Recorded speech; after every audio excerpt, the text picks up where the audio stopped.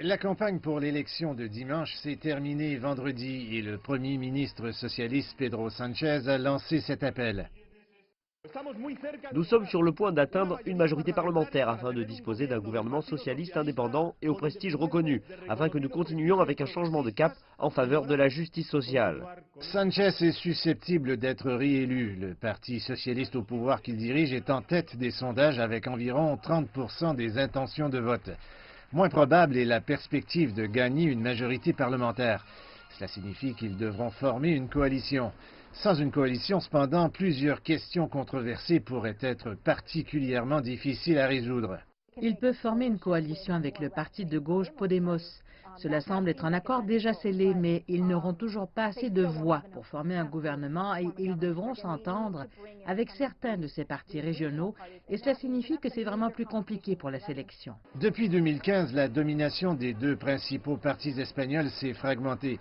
Cela a créé une impasse politique, le Parti socialiste d'Espagne et le Parti populaire conservateur luttant pour former des gouvernements de coalition.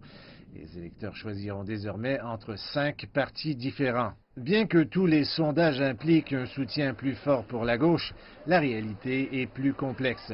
Les électeurs espagnols sont à peu près divisés également entre la gauche et la droite, fragmentés par l'arrivée du parti de droite Vox. Vox a gagné en popularité avec ses opinions anti-féministes et anti-immigrés. Le 28 avril, nous choisirons entre l'anti-Espagne et la vraie Espagne, et nous ne permettrons pas la destruction ou le suicide de l'Espagne. Selon les sondages, Vox est sur le point de devenir le premier parti d'extrême droite à siéger au Parlement depuis la fin de la dictature franquiste en 1975.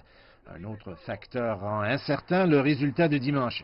Une enquête crédible montre que plus de 40% des électeurs espagnols sont indécis.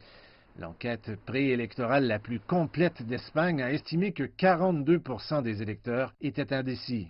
Il est vraiment impossible de savoir comment cela se déroulera dimanche et à cause de cela, il y a une réelle tension entre les deux partis traditionnels et beaucoup de gens ne les aiment plus et ne leur font pas confiance. L'Espagne se remet d'une crise économique dévastatrice. Selon des sondages, les électeurs espagnols considèrent que le chômage, dont le niveau est actuellement le deuxième plus élevé en Europe, est leur principale préoccupation.